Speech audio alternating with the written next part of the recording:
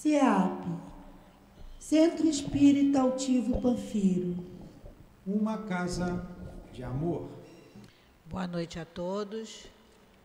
Boa noite aos nossos irmãos encarnados, aos nossos irmãos desencarnados, aos nossos irmãos que nos assistem através dos nossos canais do Facebook, através do Instagram. Que a doce paz do Mestre Jesus possa estar em nossos corações e que nós possamos ter uma noite harmoniosa, renovando a nossa fé nos ensinamentos do Cristo.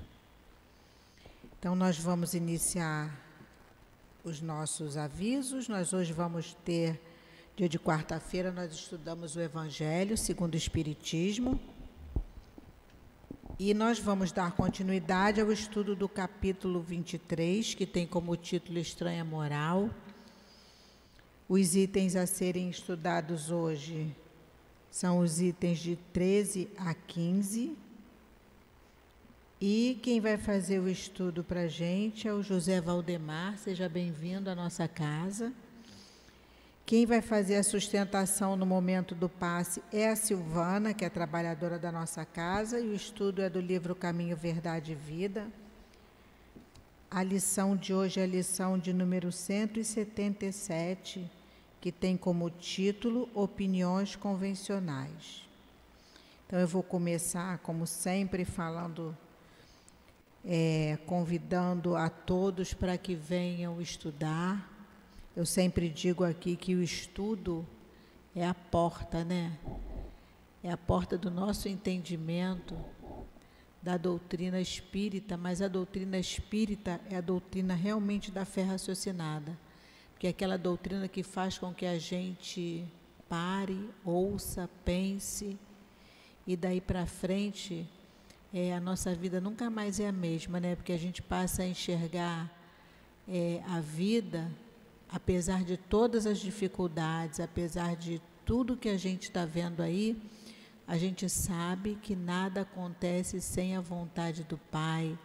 A gente sabe que muitas dessas situações que a gente está vendo aí, de dificuldade, a gente entende que nós estamos num planeta de provas e expiações, e que isso faz parte do nosso aprendizado. E que essas situações que nós vemos hoje nada mais é do que todos nós nessa escola que foi criada para a nossa evolução. Então, a doutrina espírita nos ajuda muito. O estudo da doutrina espírita nos ajuda muito no entendimento de todas essas mazelas, essas dificuldades, e aí a gente aprende a ir caminhando com mais calma, com mais paciência e com mais entendimento. Ali atrás a gente tem no quadro de avisos ali todos os horários de estudo, todos os dias, todos os horários. Nós temos as obras de Kardec, o Evangelho, Livro dos Espíritos, Livro dos Médiuns. Nós temos obras de André Luiz, de Leon Denis. Nós temos Dona Ivone Pereira, que é o livro Memórias de um Suicida, que é estudado no domingo. Então, estão todos convidados a olhar ali no quadro, escolher o melhor horário e vir estudar, porque o estudo realmente é que nos ajuda nessa nossa caminhada aqui. Então, nós temos também o atendimento fraterno, que tem como objetivo esclarecer aos nossos irmãos que chegam à nossa casa com dúvidas, com dificuldades, com aflições. Então, sempre depois que termina o estudo, quem tiver a necessidade do atendimento fraterno, só continuar sentadinho no lugar de vocês, que nós vamos encaminhar um trabalhador para que possa orientá-los melhor. A nossa livraria também está funcionando depois do estudo. A nossa livraria está muito bonitinha, com uma diversidade de livros espíritas. a nossa cantina também. Eu vou pedir, por favor, que, se possível, coloquem os celulares no modo silencioso. Se houver necessidade de atender o telefone, pode ir lá fora, atender o telefone, ou se precisar falar, mas, por favor, sempre lá do lado de fora do salão, porque a gente sabe que quando o celular toca, a nossa atenção vai toda para o celular. E na hora do passe, o celular toca, o médium está ligado ali no momento do passe e não tem jeito, gente. O celular tocou, a nossa atenção vai embora. Então, por favor, pôr no modo vibra, no modo silencioso, se for possível desligar também, porque, gente, são 50 minutos que a gente consegue chegar aqui. Às vezes a gente tem um dia tão tumultuado e a gente consegue chegar aqui. Então, a gente precisa se desligar de tudo que está lá fora. Esse momento é nosso, é de cada um que conseguiu chegar aqui. Então, a gente precisa aproveitar as lições do Evangelho do Cristo. 50 minutos. Então, que a gente aproveite bastante todo o ensinamento que vai ser trazido aqui e todas as vibrações de amor, de luz que o nosso SEAP nos oferece. Então, eu vou começar com a leitura da lição do livro Caminho, Verdade e Vida, que tem como título Opiniões Convencionais. E Emmanuel aqui nos traz um versículo que está lá no Evangelho de João e que diz assim, começa assim: a multidão respondeu: Tens demônio? Quem procura matar-te? E Emmanuel nos fala sobre esse versículo. Não te prendas excessivamente aos juízos da multidão. O convencionalismo e o hábito possuem sobre ela forças vigorosas.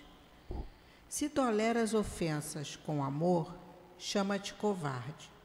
Se perdoas com desinteresse, considera-te tolo. Se sofres com paciência, nega-te valor. Se espalhas o bem com abnegação, acusa-te de louco. Se adquires característicos do amor sublime e santificante, julga-te doente. Se desestimas os gozos vulgares, classifica-te de anormal. Se te mostras piedoso, assevera que te envelheceste e cansaste antes do tempo. Se adotas a simplicidade por norma, ironiza-te as ocultas. Se respeitas a ordem e a hierarquia, qualifica-te de bajulador. Se reverencias a lei, aponta-te como medroso. Se és prudente e digno, chama-te de fanático e perturbado. No entanto, essa mesma multidão, pela voz de seus maiorais, ensina o amor aos semelhantes, o culto da legalidade e a religião do dever. Em seus círculos, porém, o excesso de palavras não permite, por enquanto, o reinado da compreensão. É indispensável suportar-lhe a inconsciência para atendermos com proveito às nossas obrigações perante Deus. Não te irrites nem desanimes. O próprio Jesus foi alvo, sem razão de ser, dos sarcasmos da opinião pública.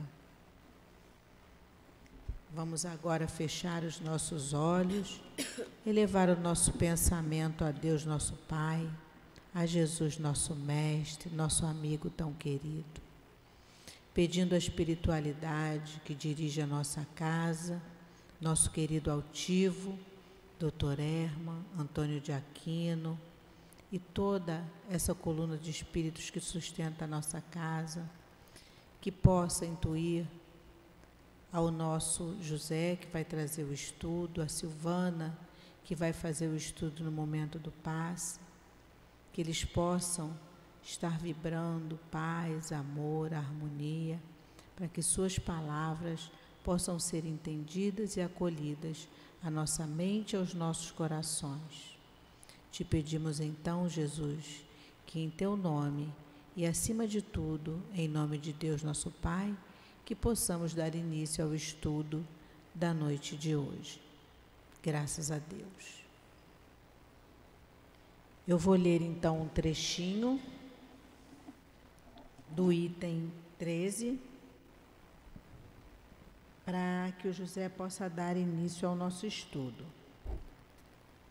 Como Jesus vinha proclamar uma doutrina que derrubaria pela base os abusos em que viviam os fariseus, os escribas e os sacerdotes do seu tempo fizeram com que ele morresse, por acreditarem que, ao matarem o homem, matavam a ideia. Mas ela sobreviveu, porque era verdadeira, e cresceu, porque estava nos desígnios de Deus. Nascida em uma pequena e obscura povoação da Judéia, foi hastear sua bandeira na própria capital do mundo pagão, diante de seus inimigos mais sanguinários, daqueles que tinham o maior interesse em combatê-la, porque ela aniquilava crenças seculares, às quais muitos se apegavam, mas por interesse que por convicção. Lutas das mais terríveis ali esperavam seus apóstolos. As vítimas foram inumeráveis, mas a ideia cresceu sempre e saiu triunfante, porque como verdade superava as ideias que a precederam. Eu vou passar a palavra agora para o José. O estudo vai até 10 para as 8, tá bom? Então, pode ficar à vontade.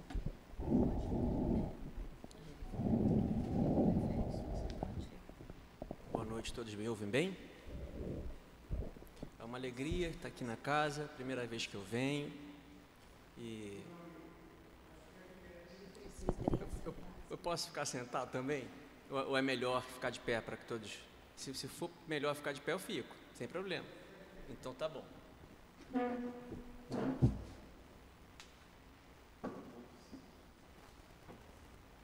Mas é preciso ficar segurando? Ou será que alcança? Eu acho que não vai alcançar, não. Não alcança não. Então tá bom, gente. Desculpa. É porque é a primeira vez. Mas eu prefiro ficar solto, né, do que ficar segurando o microfone. Primeira vez que eu venho à casa, é sempre uma alegria e ao mesmo tempo uma apreensão, porque a gente não sabe muito bem como a casa funciona. Eu particularmente vinha um tanto assim, como é de praxe, né, que eu faço nas casas, eu costumo explicar quando eu vou falar pela primeira vez. Eu não trabalho com recursos audiovisuais, eu sempre gosto de conversar. É um bate-papo, na medida do possível, quando permitem as circunstâncias, que eu possa interagir, né, com os colegas que ouvem, porque eu trabalho o dia inteiro com o computador. Boa parte do meu tempo é na frente da tela, então quando eu puder ficar longe dele, eu prefiro. Então, passar um tempo na tela do computador para preparar um recurso audiovisual para a gente usar, me é um pouco penoso. É uma dificuldade minha, reconheço, porque o recurso audiovisual ajuda bastante, né? Mas se eu trouxesse hoje também, se eu centralizasse a minha fala nisso, eu acho que eu ficaria mais aflito, porque eu chego aqui e não tem, né? Então veja... fica no canto uma grande... Mas eu não veria, né? Então, assim, veja como é que são as coisas, né? Ainda bem, eu desde do começo eu falei assim, não, vou fazer do jeito que eu costumo fazer, porque senão eu geraria mais uma aflição, né? E a gente sempre sofre por antecipação, né? Eu cheguei aqui um pouquinho mais cedo, estava sentadinho ali, as minhas amigas aqui aflitas, porque não me conheciam, né? E, né, gente, o facilitador da noite não chegou, e eu sentadinho na minha ali, porque na minha cabeça tinham falado que era eu ali, né? Então, uma falta de comunicação. E elas aqui, coitadas, sofrendo por antecipação também, até a hora do momento do alívio, né? Então, veja como é a vida, né? A gente acaba sofrendo por antecipação e a gente tem que ter um pouquinho de sabedoria para poder lidar com isso. E é justamente o que traz a gente aqui hoje, né? A nossa irmã falou no começo, quando começou a dar os recadinhos, né? Que quando a gente começa a estudar a doutrina, e aqui eu vou ampliar um pouquinho, não só a doutrina, mas todo aquele irmão de qualquer caminho que nos leva ao reino de Deus, que de coração, né, se abra para refletir sobre os ensinos do Cristo, ele, como ela disse, ouve, né, e pensa melhor.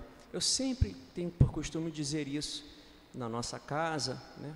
Eu que sou lá do grupo de estudos espíritas Francisco de Assis, o Jefa, em Nova Iguaçu, né? Ou em qualquer outro lugar também que eu vou, que tem alguém pela primeira vez, eu pergunto se a pessoa, se é a primeira vez da pessoa na casa, se tem alguém de primeira vez, as pessoas levantam a mão, eu digo, fique tranquilo, você não vai ver espírito. Caso você veja, você está no lugar certo, então você procura alguém para te dar uma orientação, mas fique tranquilo que você não vai ver nada demais. Pelo contrário, você vai aqui, né, escutar coisas que vão te fazer bem, coisas que vão fazer com que você pense melhor, que você sinta melhor, e porque você pensa e sente melhor, você age melhor. Isso a doutrina espírita faz com a gente, e qualquer caminho que nos leva ao reino de Deus, quando a gente faz aquele estudo com raciocínio, né, com pureza de coração, a gente pensa melhor, a gente passa a sentir melhor, e dessa conjugação, porque eu penso e sinto, eu ajo melhor. Então, hoje, todos nós que estamos aqui, alguns após um dia de trabalho, né, com algumas tribulações, outros após um dia de trabalho, de calmaria, de êxitos, outros que vieram de casa, né, após os seus afazeres, que por vezes são até mais importantes do que alguns dias de trabalho de nós, né, cuidando dos familiares, cuidando da casa, dando conta da vida, né. Outros que estão passando por situação difícil. Estamos aqui agora, no melhor lugar que poderíamos estar, mas que para a gente tire proveito disso é preciso que a gente agora abra o nosso coração. E como nossa irmã falou, são 50 minutos, mas que sejam os 50 minutos mais importantes da nossa vida, nesse momento, para que a gente abra o coração e permita, né, que recebamos aqui tudo que o alto tem para nos oferecer, sabendo que se a gente se dedicar, se a gente realmente fizer a nossa parte, buscando, vamos achar. Ajuda-te e o céu te ajudará. Então, talvez aqui estejamos alguns de nós passando por situações difíceis.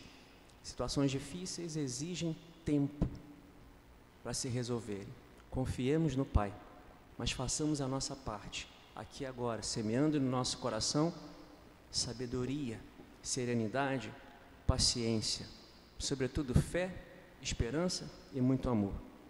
Então é isso que eu espero que a gente aqui consiga fazer, cada um de nós a nossa parte. Mas voltando agora para o nosso tema, a nossa amiga que no começo também me disse que o tema de hoje é desafiador, né? O pessoal sabe qual é o capítulo que a gente está estudando? Vamos ver se o pessoal está atento na sequência aí. É o capítulo chamado Estranha Moral. Em algumas tradições, moral estranha, o capítulo 23 do Evangelho. Mas eu quero fazer uma pergunta aqui antes. Quem aqui já estudou o Evangelho? Gente, levanta a mão, não precisa ter vergonha, né? Quem aqui já leu o Evangelho? Não, estudar é uma coisa, né? Quem aqui já leu o Evangelho? Quem nunca leu? Quem leu aqui assim, uma coisa ou outra? Tudo bem, está todo mundo certo, não tem ninguém errado. Pelo fato de estar aqui, está todo mundo bem. E o pessoal que está pelas redes sociais, né, assistindo a gente online, espero que também tenham participado dessa interação, embora não possa vê-los. Mas eu queria dizer uma coisa. O Evangelho segundo o Espiritismo, ele logo lá no começo, quando a gente abre a capa dele, e vem logo lá na folhinha que a gente chama de frontispício, ele vem explicando para a gente a que se destina esse livro. O pessoal lembra? Tem o título, que é o Evangelho segundo o Espiritismo. Mas logo embaixo tem os dizeres que fala para a gente ali a que destina esse livro, a que se destina esse livro. Alguém lembra? Que é o quê? É explicar para a gente o quê? Fala, gente, por favor, participa. As máximas morais do Cristo. O principal objetivo desse livro é esse. E tem tudo a ver com o nosso tema de hoje, né?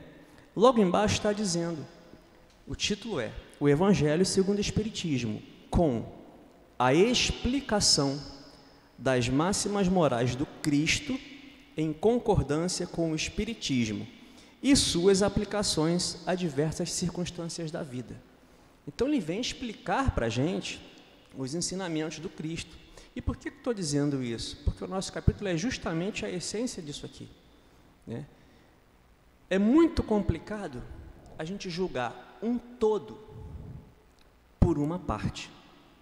Eu vou dar um exemplo. Logo que surgiu ali a pandemia, né, saiu um livro escrito pelo Divaldo e psicografado pelo Manuel Flamengo de Miranda, que trouxe algumas informações, né, que muita gente não compreendeu bem. Isso gerou um certo desafio, né, para os espíritas se entenderem com relação a isso. E eu recebi um telefonema, uma mensagem. Esse negócio de WhatsApp não é fácil, né? Eu recebi uma mensagem de uma amiga que ela estava fazendo um estudo com um grupo. Era um grupo que envolvia até alguns países da América Latina. E, de repente, ela me manda uma mensagem falando o que eu achava. Aí ela mandou um trechinho. E aí eu li aquilo. Eu não tinha lido o livro ainda, mas já estava sabendo, né? Sabem do livro que eu estou falando? No Mundo de Regeneração, né? E aí ela mandou uma mensagem perguntando se eu já estava sabendo daquilo.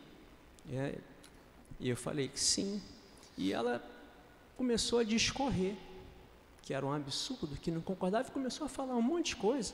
Eu li, e aí eu fiz uma simples pergunta para ela: você já leu o livro todo? Aí ela respondeu: não. Eu falei: então, eu acho que você devia ler o livro todo para você poder entender o contexto. Porque o pouco que eu tinha tomado pé do assunto, eu acho que estava faltando isso, né? Para as pessoas realmente poderem fazer um juízo de valor.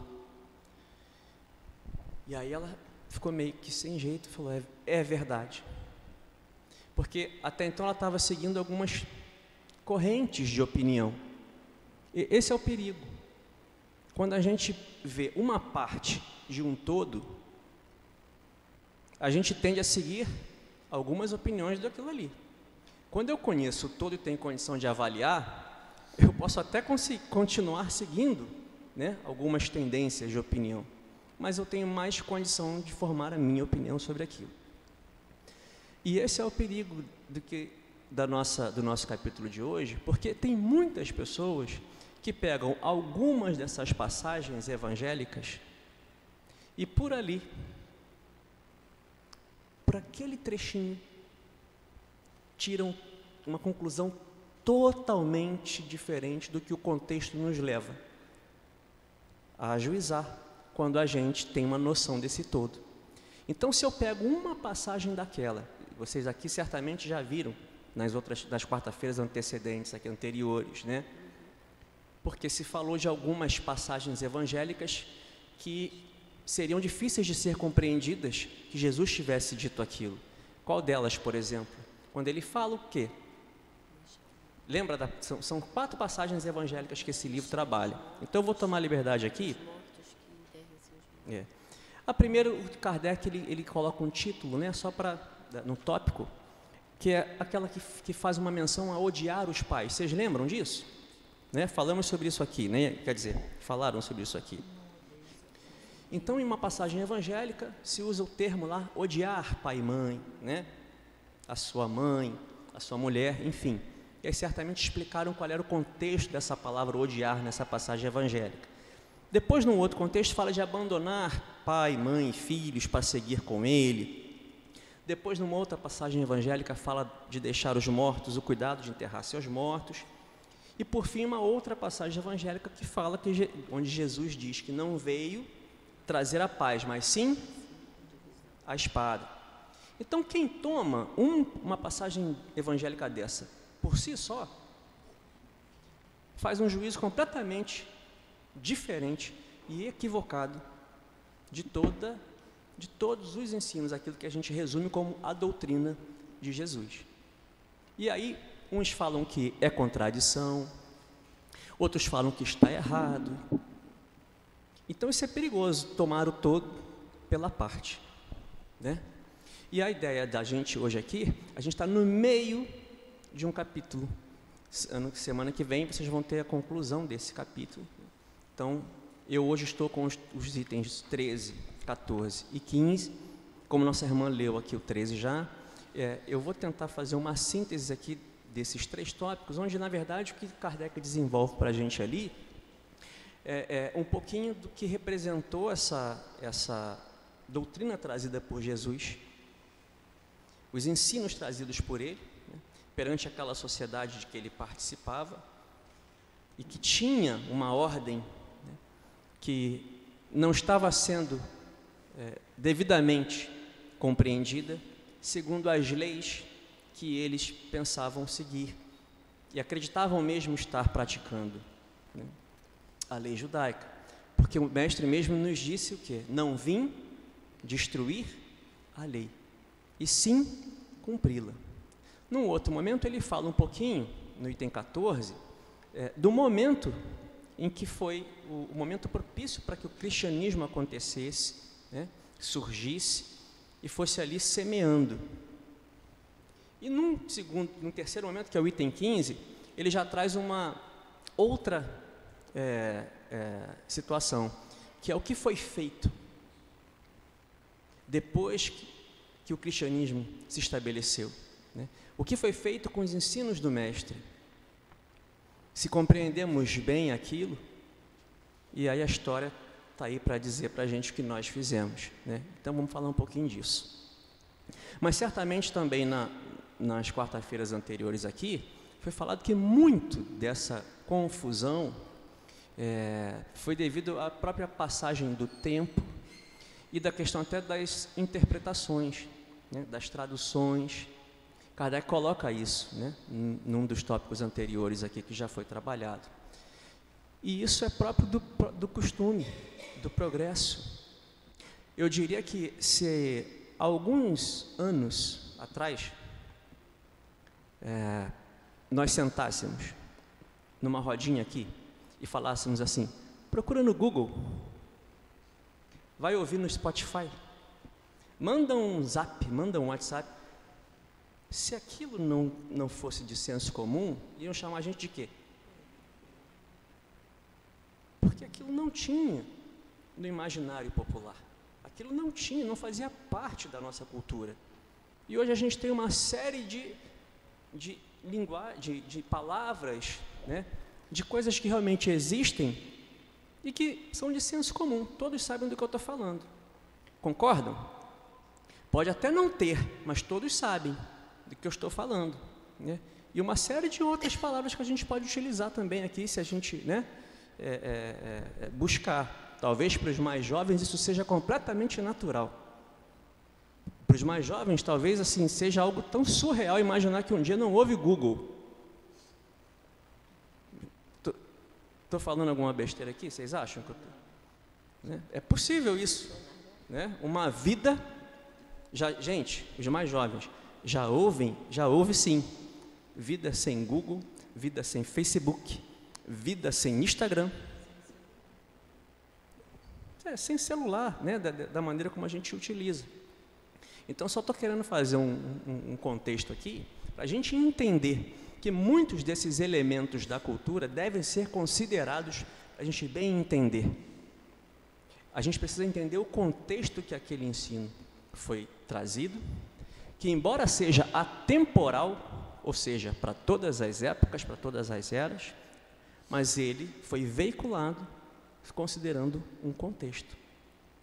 Então Jesus se utilizou de muito do seu tempo, porque é o que tinha para ser utilizado, mas também por isso que foi se utilizado muita figura de linguagem, muita alegoria, para que fosse perpassado no tempo, de modo que aqueles ensinos se tornassem atemporal. E cabe a nós buscar isso. Cabe a nós nos dedicarmos a entender isso, porque se formos muitas vezes simplesmente fazer uma interpretação literal, nós não vamos entender. E talvez cheguemos até o absurdo de cometer equívocos, ser fundamentalistas, ser extremistas, porque estamos interpretando errado.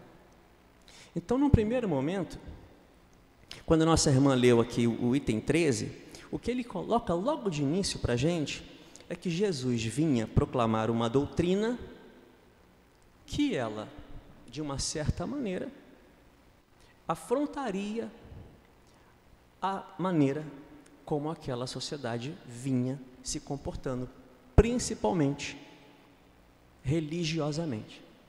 Então vamos pensar aqui. O Emmanuel fala para a gente no livro A Caminho da Luz que o povo hebreu teve o seu valor. Alguém já leu esse livro aqui? O A Caminho da Luz? É um livro muito bacana, porque ele conta uma história, a história da humanidade ali, da evolução da humanidade. Quem puder, depois busca, porque vale a pena. E é um livro que, assim, são coisas bem curtinhas. É só para dar uma pincelada para a gente, para expandir a nossa consciência que a vida é muito mais do que a gente julga ser, né? Então ele traz ali uma série de informações, mas ele coloca ali que o povo hebreu tem o seu valor no progresso da humanidade, porque com eles nós compreendemos, né, o que era realmente Deus numa visão monoteísta, porque antigamente o que vigia era uma visão politeísta. Então o povo hebreu teve o seu valor, por inclusive lutar por isso, no contexto em que ele vivia, né, e fazer com que isso aflorasse na humanidade. Mas o Emmanuel também nos informa que na mesma proporção que eles têm esse valor, essa gana, essa luta por esse legado para a humanidade, também cresceu o orgulho. Então, quando Jesus traz para a gente os ensinamentos, ele de certa maneira enfrentou muito desse orgulho da lei judaica, porque ele mesmo disse: não vim destruir a lei, mas sim cumpri-la. Então vamos entender uma coisa aqui bem rapidinho. Gente, quem foi que disse para a gente o primeiro mandamento? Qual é o primeiro mandamento? Lembra? Amai a Deus. Fala, gente, por favor, sobre todas as coisas. E o segundo? Amar o próximo como a si mesmo. Quem foi que disse isso para a gente? Fala, gente. Moisés Jesus? Primeiro, depois Jesus. Foi Jesus? Não, fala. Quem foi? Moisés. Moisés primeiro. Moisés. Isso está na lei judaica. Está lá em Deuteronômio, uma parte, e lá em Levítico, a outra. Em Deuteronômio 6, versículo 5, lá tem o primeiro. Em Levítico 19, 20, se eu não me engano, ou 25, não lembro agora de cabeça, a segunda parte, o segundo mandamento. Jesus nos ensinou o que já estava na lei, mas ele ensinou de uma maneira diferente. Como que ele ensinou? Pelo seu exemplo. Então, o que ele nos ensinou, um novo mandamento, qual foi? Amai-vos uns aos outros, como eu vos amei. Então, o que na verdade ele veio trazer para a gente foi uma noção mais clara, mais precisa, mais justa na medida do possível, conforme o nosso grau de adiantamento da época, das leis que não estávamos compreendendo bem. Por que isso? Quer ver um exemplo? No Decálogo, nos 10 mandamentos, havia um deles: não matarás. Todos sabem desse? Já ouviram isso? Não matarás, certo? Um dos 10 mandamentos está lá. Só que também, nas leis judaicas, pessoas eram apedrejadas. Pessoas eram mortas porque descumpriam alguns dos preceitos que não eram dos 10 mandamentos. Num dos 10 mandamentos, não matarás. Num dos outros tantos preceitos da lei judaica, instituídas por Moisés, tinham preceitos que permitiam que, se a pessoa praticasse determinadas condutas, fosse condenada à morte. Estranha moral essa, não é? Vocês não acham? Como pode isso? Porque não compreendíamos bem. De um lado, um imperativo direto de Deus: não matarás.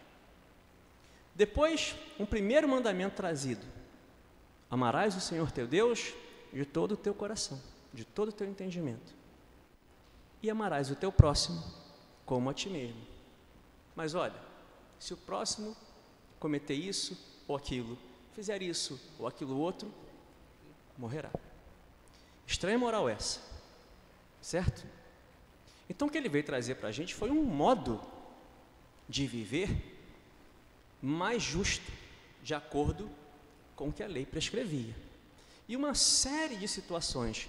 Por exemplo, quando Jesus fala para a gente das bem-aventuranças no Sermão do Monte, todos aqui conhecem essa passagem. Ali foi uma novidade? Vocês acham que foi a primeira vez que foi falado sobre bem-aventuranças? Ou, de uma certa maneira, já continha nas Escrituras Sagradas as bem-aventuranças? Quem acha? Pergunto primeiro. Quem acha que é novidade? Foi Jesus que trouxe as bem-aventuranças? Quem acha que já estava nas Escrituras Sagradas?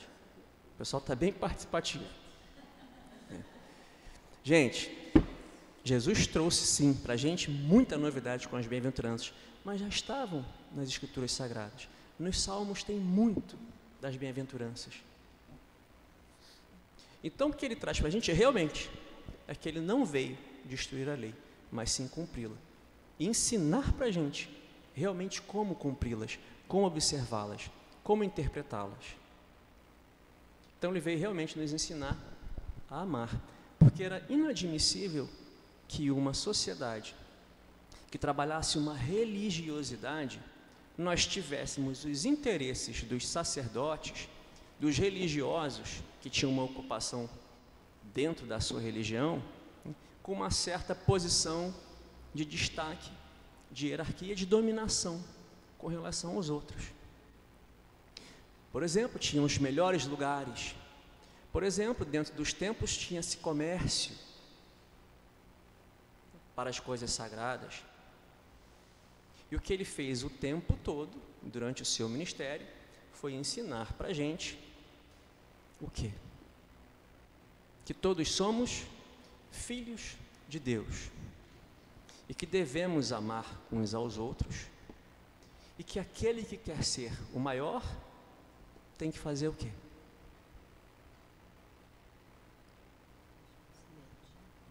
Diga, gente. Quem quiser ser o maior, que se faça o menor. Em outras palavras, ele está fazendo o que para a gente? Nos convidando a sermos humildes e caridosos, certo? Isso, de uma certa maneira, como eu disse antes, afrontou os interesses daquela ortodoxia que vigia naquela sociedade, que entendia, trabalhava em torno disso, uma religiosidade, que era muito ortodoxa, rígida, de uma certa maneira até punitiva, que não olhava para os necessitados, embora nas Escrituras Sagradas do Antigo Testamento, das leis mosaicas, estivesse lá a prescrição de que tínhamos que fazer a caridade. Mas não era observado, tanto que existe uma parábola muito famosa em que deixa isso bem claro. Eu não vou dizer qual é, porque eu quero que vocês digam. Eu só vou dar outro termo aqui. Spoiler. Se eu virasse 15 anos atrás, talvez, né? 10 anos acho que ainda vale, né? Numa mesa, vou dar um spoiler. Esse cara tá louco. O que ele está falando? Hoje em dia, qualquer pessoa que fala spoiler já sabe do que é. Não é isso?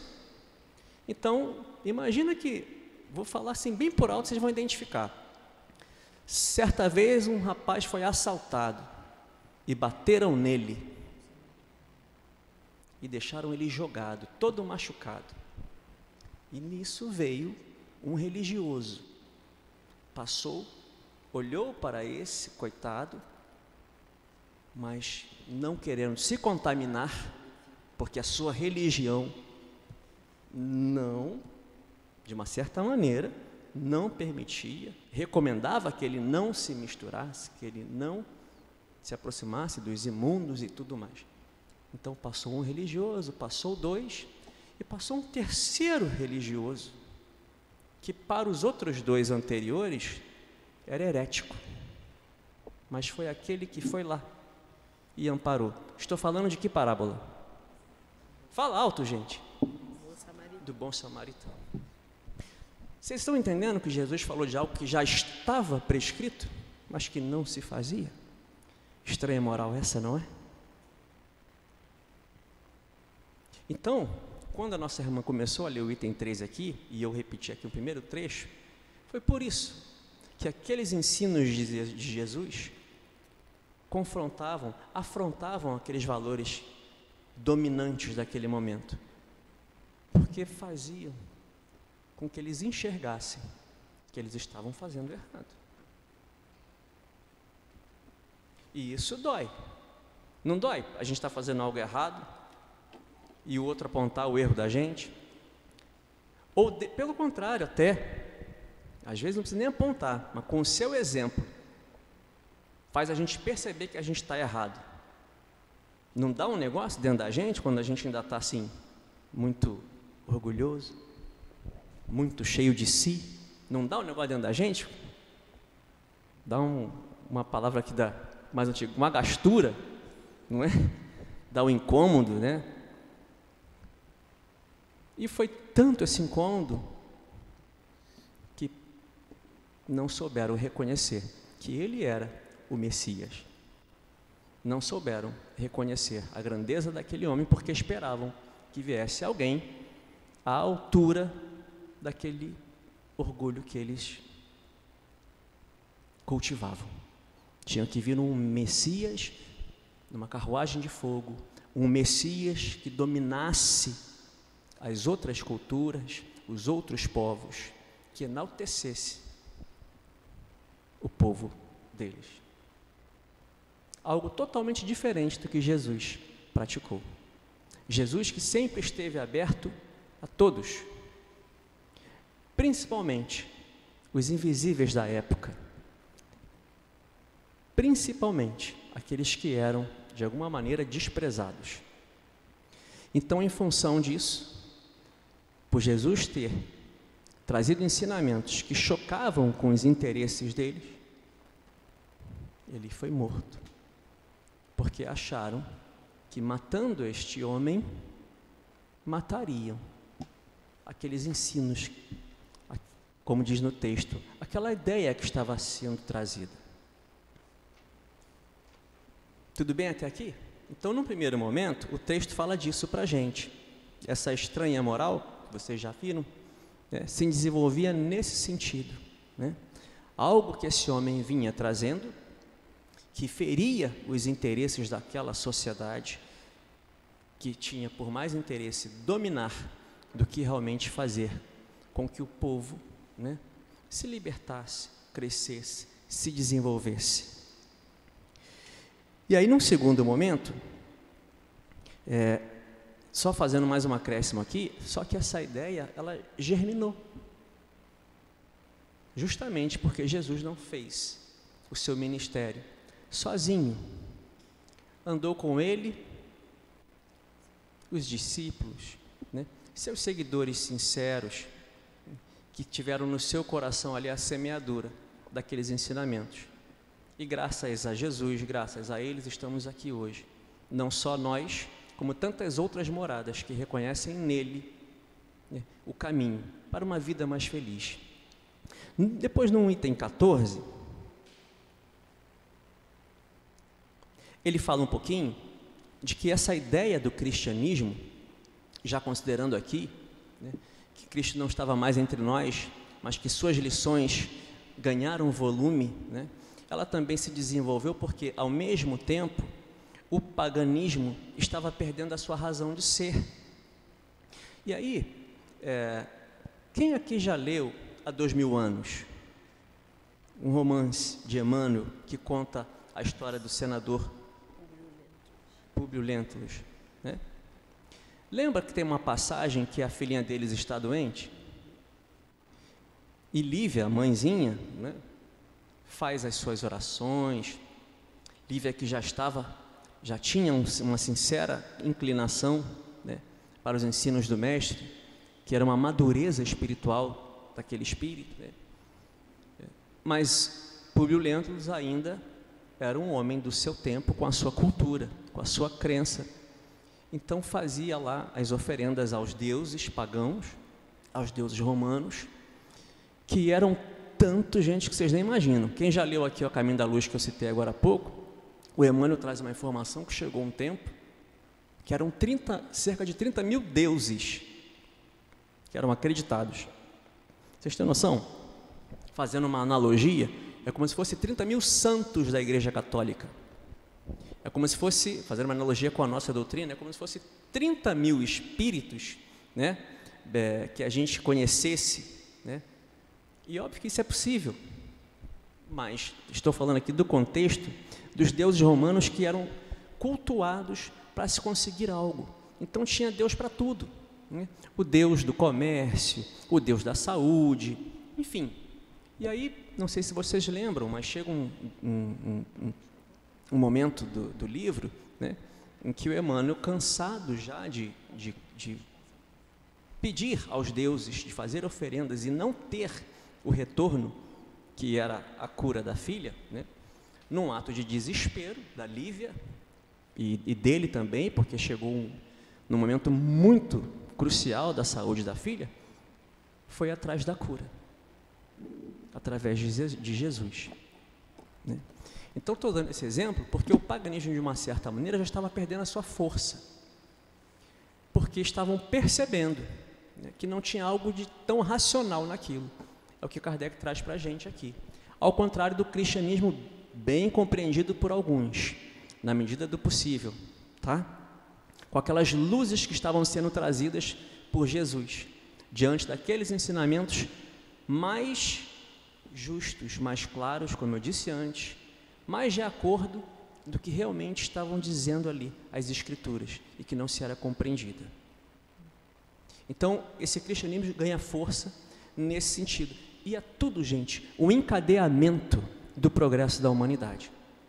Nesse mesmo livro A Caminho da Luz, o Emmanuel traz para a gente essa progressão, né? Como livro também, nesse mesmo tópico aqui do 14 que eu estou comentando, ele cita Sócrates, por exemplo, e quem já leu o Evangelho, lá no começo da introdução, vem falando os precursores do cristianismo. Então, quando ele fala que Sócrates, por exemplo, e Platão trouxeram ali ensinamentos que abriram caminho para o cristianismo, o Emmanuel conta para a gente que Sócrates veio numa época em que a humanidade alcançava uma espécie de maioridade terrestre. Mas é uma maioridade no sentido da gente começar a ter condição intelectual e moral iniciante, para compreender melhor não só a vida material, mas principalmente a vida espiritual. Começar a entender que essa realidade. Então Sócrates faz todo um trabalho também de despertar aquela humanidade do seu tempo ali, né, para que a vida não era daquele jeito que estávamos vivendo. E qual é o destino de Sócrates? É condenado à morte. Sabe por quê? O seu erro, segundo o seu julgamento lá que condenou a sua morte, foi justamente por desvirtuar os jovens. desvirtuar, porque eu estava ensinando os jovens a pensar por si, refletir melhor.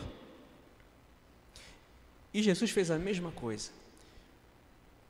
Aqui conta para a gente, e Emmanuel também, eu estou citando bastante o Caminho da Luz, porque tem tudo a ver com esse tema, tá?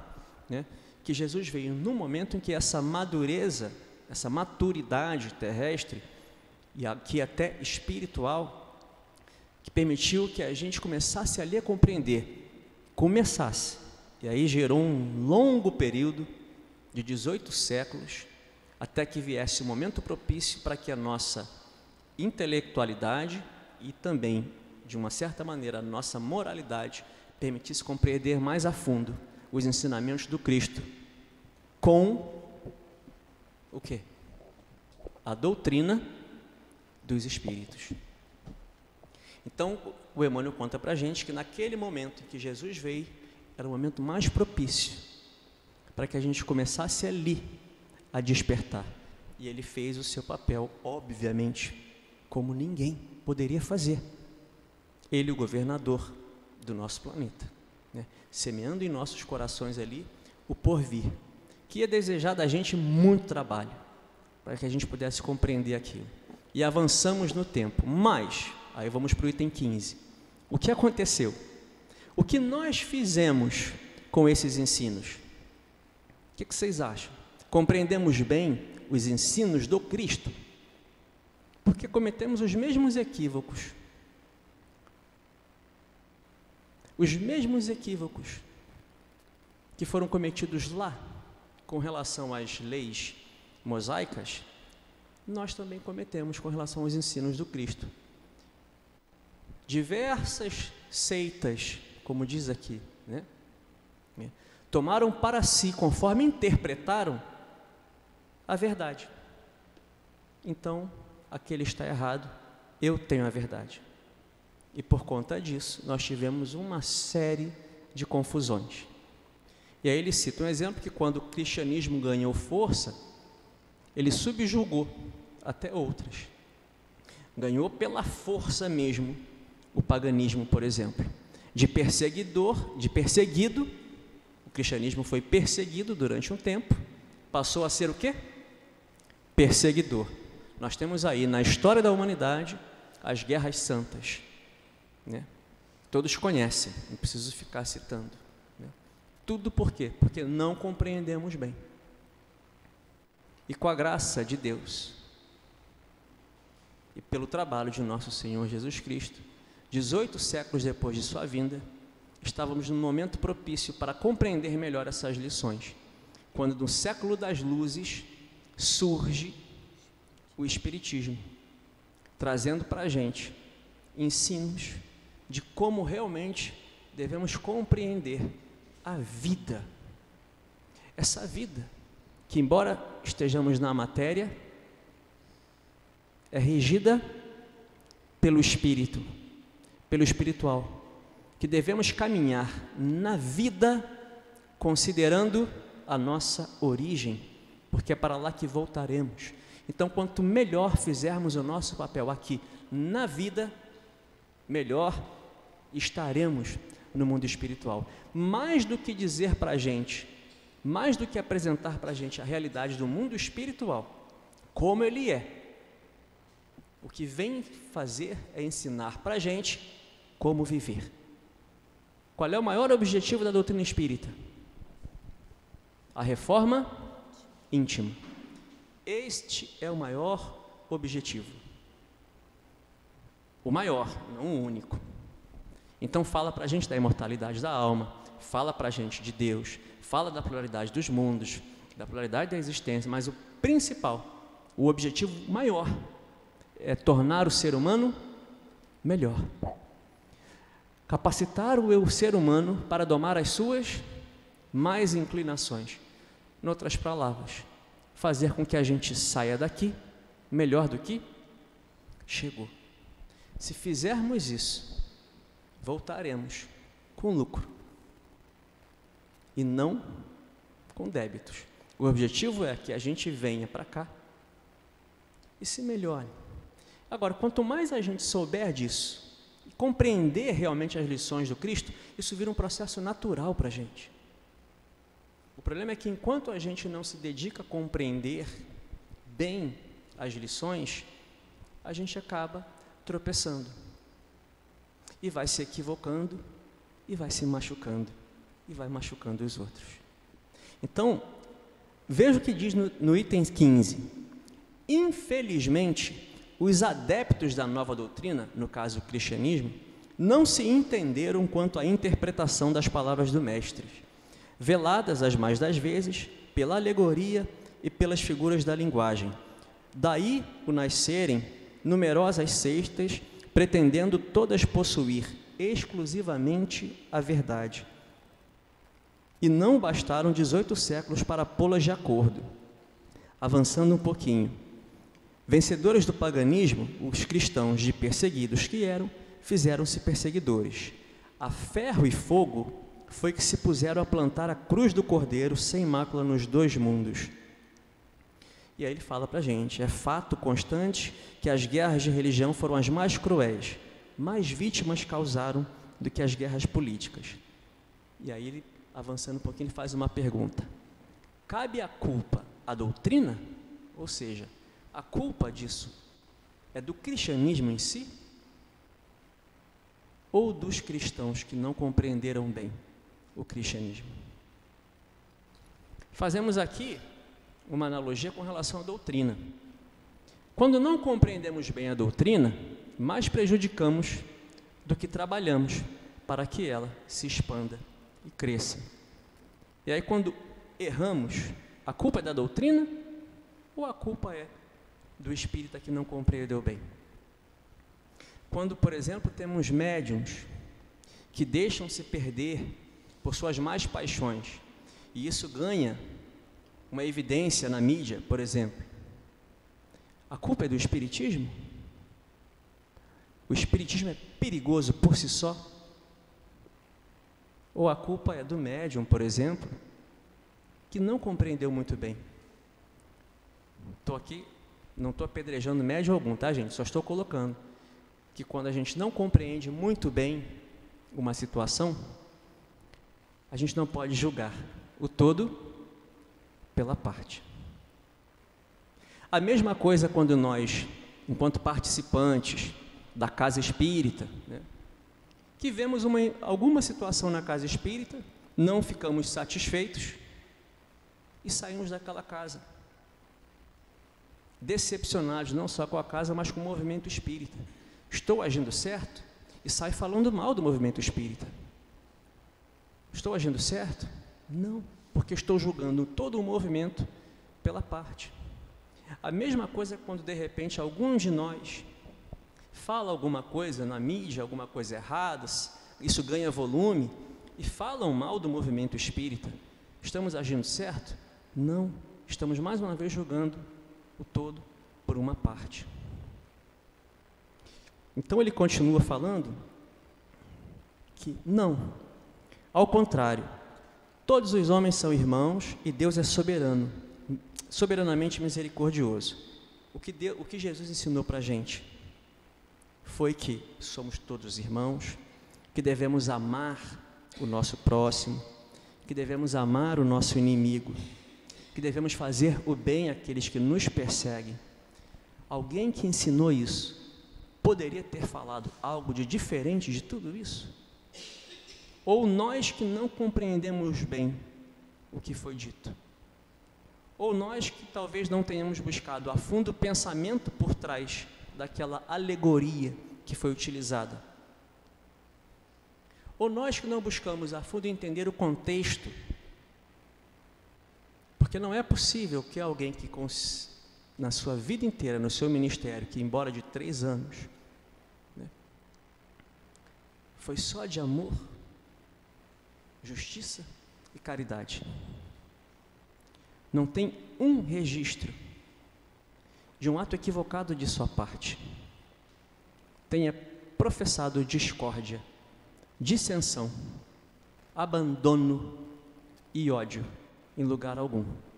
Se alguma passagem evangélica teve alguma incompreensão, foi realmente porque aqueles que escreveram ou não entenderam, porque não foi o Cristo que escreveu, todos sabem disso, ou foi porque aqueles que escreveram não compreenderam muito bem o pensamento, ou nós tivemos aí algum equívoco no tempo com relação à tradução, com relação ao sentido empregado, que é como Kardec coloca, porque todo o ministério desse ser inigualável que esteve entre nós e que nos serve de referência e guia, foi todo de amor, justiça e caridade. Não teve um ato dele que não fosse nesse sentido, tanto que no maior momento de desespero e de dor, que seria para qualquer um de nós, pregados na cruz e sendo ainda torturado, ele teve coragem de dizer o quê? Pai, perdoa, eles não sabem o que fazem. Não pode uma criatura dessa ter dito nada diferente. Não pode uma criatura dessa ter pregado qualquer dissensão, qualquer discurso de ódio, qualquer discurso de separatividade. Pelo contrário, o seu discurso inteiro, para quem conhece o todo, para quem não se prende à parte, para quem busca o todo, é inteiramente amor, justiça e caridade. Paz e bem, gente. Obrigada, José, pelo estudo. Nós vamos passar agora para o segundo momento do passe. Eu gostaria de pedir, por favor, aos médios que se coloquem. Vocês que já receberam o passe ali na sala de tratamento também, vamos fechar os olhos, entrar em prece, pedir ajuda ao plano espiritual.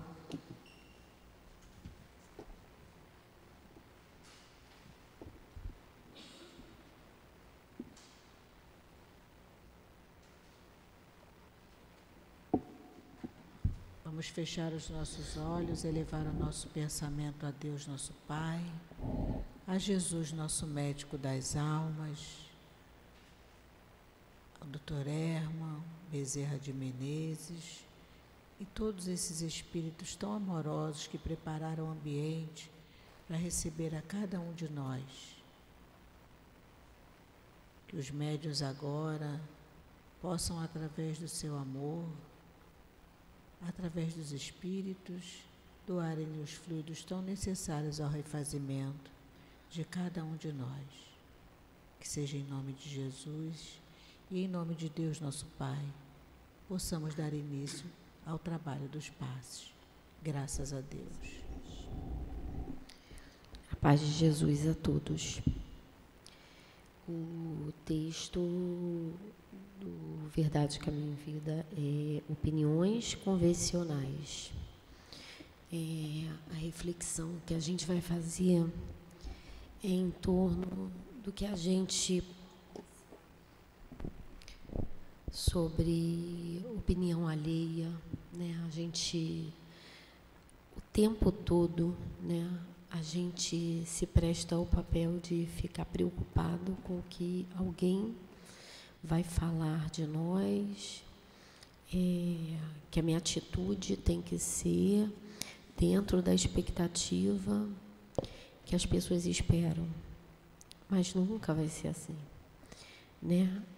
O texto fala muito sobre isso, inclusive da passagem de Jesus, que não foi compreendida por ninguém da época, né? Porque esperavam um Messias muito bem apresentado, uma pessoa que mostrasse um poder, né? Não uma pessoa que veio em um lugar, né? Veio de um lugar humilde, né? Se colocava sempre à disposição de todos, falava amigavelmente, amável, né?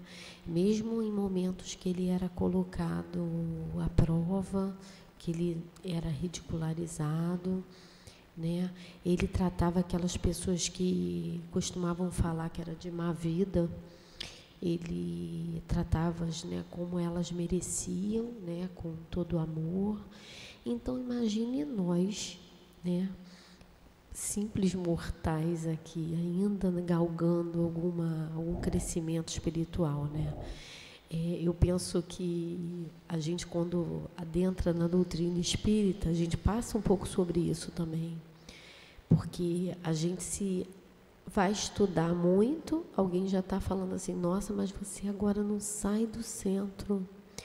Aí, se você não dá conta de alguma coisa da sua casa, ele fala assim, mas também você não sai do centro, né? E, assim, acho que a gente tem que pouco se preocupar com isso, porque a gente fala muito do crescimento espiritual, que é individual. Então, se eu preciso evoluir, né? Está na lei, tá, gente? Não sou eu nem que estou falando. Se está na lei que é preciso, a lei é de progresso, e eu preciso buscar esse progresso, eu não tenho que me preocupar com o que o outro está achando, né? Eu tenho que tentar buscar, né? E a doutrina nos ajuda muito com isso, buscar mecanismos do nosso progresso. Que a gente sinta, né, a necessidade da melhora e busque, sem se preocupar com o que o outro, né, está pensando ou está achando da gente. Que a doce paz do Senhor Jesus nos envolva nesse momento. Deus nosso Pai, Jesus, nosso mestre e irmão tão querido. Gratos estamos, Senhor, por todos os ensinamentos e bênçãos que recebemos aqui nessa casa. Ajuda-nos, Senhor, para que possamos nos manter firmes no propósito da nossa melhora a cada dia. E que possamos, Senhor, entender o nosso verdadeiro papel nesse planeta, nessa escola, que nos acolhe, que nos ajuda na nossa caminhada evolutiva. Que nós possamos, Senhor, continuar fazendo da nossa escola essa casa de luz que acolhe a todos nós, encarnados e desencarnados, ajudando também, Senhor, a direção espiritual e do plano físico da nossa casa. Que nós possamos retornar aos nossos lares em paz, levando essa vibração de amor do nosso SEAP. Pedimos assim ao nosso querido altivo, Dr. Herman, Antônio de Aquino e todos esses espíritos amorosos que fazem parte da coluna que sustentam a nossa casa. Pedimos a Jesus, mas a Deus, nosso Pai, a permissão para encerrarmos o trabalho da noite de hoje. Graças a Deus.